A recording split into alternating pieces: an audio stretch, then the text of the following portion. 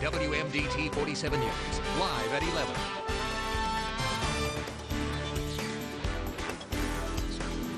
When it comes to purchasing a puppy, making the right choice can be stressful, even scary. And a new investigation shows a lot of places may not be trusted. Plus, Wicomico County officials discuss the ongoing water contamination situation in the Morris Mill neighborhoods. What final decision was made at tonight's meeting? And an early morning shooting leaves a community shaken. Now police say they do have a suspect in custody. Good evening, and thank you so much for joining us tonight. I'm Emily Lampa. And I'm David Caldwell. More news in less time starts now. Well, when it comes to purchasing a dog, there are two words that many people often fear: puppy mill. And while you may think that making a local purchase means you're in the clear, that might not necessarily be the case. WMDT's Kelly Rule joins us live in the studio to explain. Kelly? Yeah, that's right, David. The Humane Society of the U.S. estimates there are at least 10,000 puppy mills across the country. But after a 2-week undercover investigation last month, officials found it may be just as much a local problem. Take a look. In Maryland, there are currently 12 pet stores that sell puppies, and at least 9 of them may be hiding something. When 75% of the pet stores that sell puppies in the state of Maryland are found to be not complying with the law, that's a problem. After a 2-week study by the Humane Society of the United States and Relove Animals, Inc. last month, investigators found that most of these pet stores were violating a state law, which requires the stores to post certain information about their puppy's origins on each cage to help people avoid buying dogs from puppy mills. Consumers should have the right to know where their puppies are coming from. When you buy from a pet store, that's a risk that you're taking. Overcrowding, poor hygiene leads to parasites. And some of these parasites don't just affect animals. Some of these internal parasites, some of the intestinal worms, are actually contagious to their humans. One local store is allegedly violating the law, Salisbury Super Pet. But before you panic about purchasing a puppy, there are measures you can take. Go to the local shelter, go to local breeders, contact the kennel clubs. You'll be off to a good start. Now, we reached out to Salisbury Super Pet about whether or not they post the information on their cages, and we're still waiting for a call back. But the Maryland Attorney General's Consumer Protection Division actually oversees enforcement of the law, and while they could not comment today on whether or not they will take action, they did tell me they take this law very seriously. So, David, it will be interesting to see what happens to some of these pet stores. All right, thanks, Kelly. Again, that was Kelly Rule joining us live in the studio tonight. And if you want to learn more about making smart choices when it comes to buying a puppy, head over to our website, WMDT.com. WMDT 47 News First Forecast. Well, for the first time in about 4 or 5, maybe even 6 days, we saw some sunshine out there. A much nicer fall-like afternoon for the end of the day today. Temperatures reached about 72 degrees and luckily no precipitation at all. None to be expected either, and that sunshine sticking around actually as we head through your Tuesday tomorrow. At this point, sky's starting to clear out just a little bit. Wind out of the northeast around 5 miles per hour. And we're hanging out at 57 degrees here in Salisbury. Temperatures falling, going to be a little cooler than it was this morning. Definitely one of those mornings you want to send the kids off to school with a jacket, a little cool and a little crisp as we start off on your Tuesday tomorrow. Those clouds clear out of here. And again, as I said, we're left with some sunshine as we go through the afternoon. High temperature close to that 70-degree mark tomorrow. And is there more cloud cover in the forecast? Is there rain in the forecast? Well, I'll let you know. And especially that weekend coming up and much anticipated. So I'll have those details in just a few more minutes. Emily? Thanks, Travis. The community at the center of a water contamination scare in Wicomico County will soon see the money flowing to get a water tower up and running. An overwhelming majority of Morris Mill residents voted in favor of this project tonight, which will run public water lines to the affected area. Last October, Health Department investigators confirmed well water in the community was tainted with a hazardous chemical called trichloroethylene. The County Council held the public hearing tonight to explain the project, which costs $8 million. Of the 4 proposals on the table, we're told it was the most financially feasible. The Doverdale community in Salisbury could get a new police substation as early as January. After tonight's city council meeting, a project to turn a vacant home at 511 Decatur Avenue into a police substation is officially moving forward. Police say that earlier this year, they noticed an uptick in lower-level criminal behavior in the area, and while they've made strides, a police presence in this community is apparently still necessary.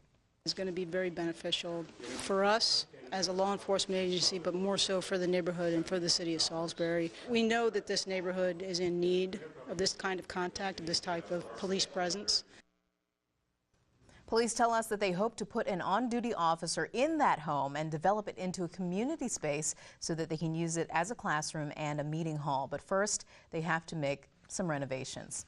And the Salisbury Police Department also plans to purchase some new equipment. The City Council voted in favor of the department using funds from the speed camera program to upgrade their Celebrite equipment. The technology allows them to download forensic data from cell phones and other electronic devices to assist in criminal investigations. Now, police say so far, this device has assisted in more than 40 search warrants.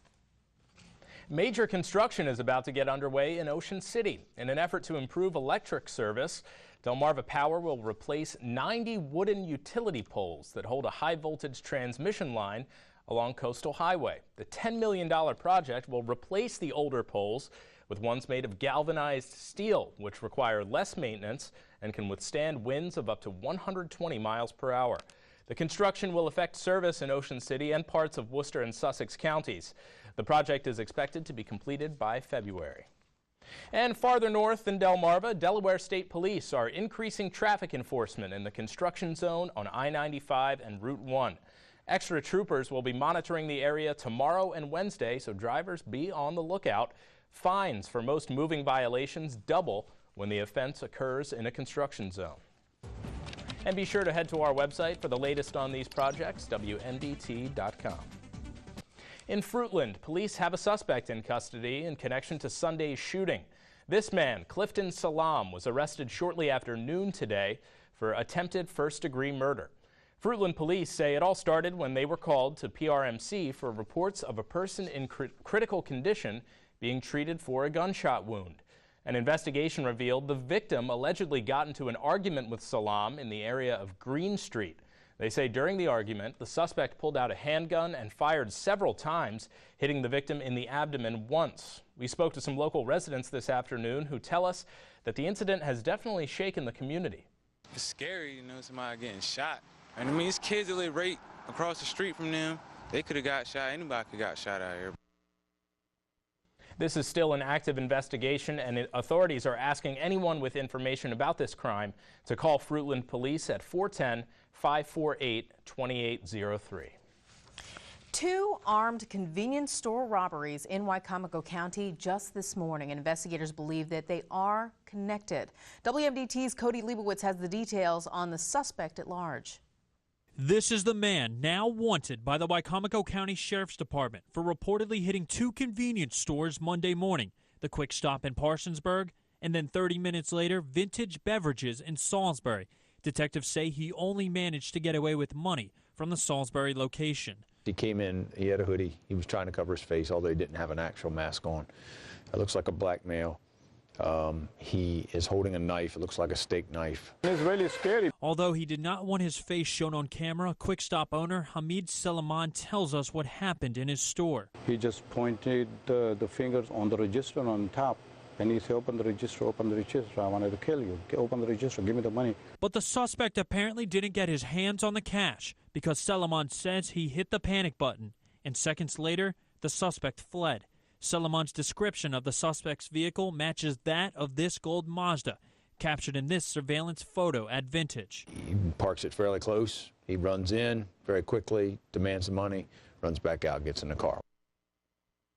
Once again, that was WMDT's Cody Leibowitz reporting for us tonight. Now, investigators do believe that the suspect should be considered armed and dangerous. If you notice anyone matching the suspect's description or have any other information in this case, please call Crime Solvers at 410-548-1776. And now to the stories making headlines across our nation this evening. A Libyan al-Qaeda suspect is in New York awaiting trial on terrorism charges after a week-long interrogation aboard a U.S. warship. Abu Anas al-Libi was grabbed in a military raid in Libya earlier this month. He's due to stand trial in Manhattan, where he has been under indictment for more than a decade on charges that he helped plan and conduct surveillance for the bombings of American embassies in Africa back in 1998. He's expected to be arraigned tomorrow. 14 days into the partial government shutdown, the Senate is still working on a deal to raise the debt ceiling and reopen the government. Are they any closer to a deal? Melissa Rainey reports.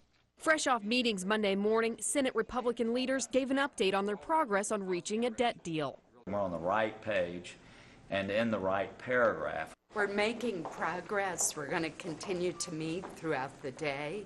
Meanwhile, President Obama visited a D.C. food pantry where he didn't mince words, calling the shutdown completely unnecessary. He once again urged Congress to put aside their differences. And if Republicans aren't willing to set aside some of their partisan concerns in order to do what's right for the country, we stand a good chance of defaulting. And defaulting would have a potentially devastating effect on our economy. As the Senate reconvened mid-afternoon, Majority Leader Harry Reid and his Republican counterpart Mitch McConnell both said they are optimistic. We've had an opportunity over the last couple of days to have some very constructive exchanges of views about how to move forward. Those discussions continue, and I share his optimism that we're going to get a result that will be acceptable to both sides. President Obama says if real progress isn't made soon, the country stands a, quote, good chance of defaulting. According to officials, Democratic leader Harry Reid and Republican leader Mitch McConnell are discussing a bill that would raise the government's debt limit until mid-February and keep the government operating until mid-January at levels set previously. And still to come tonight, health experts admit that they have growing concerns over the use of dietary supplements. But now, a new study adds fuel to those fears. Plus, it's a chemical that could be found in dozens of household items and even your food. What World Health officials are now saying about BPA. The details in your Family Health Report. Find these stories and more at WMDT.com.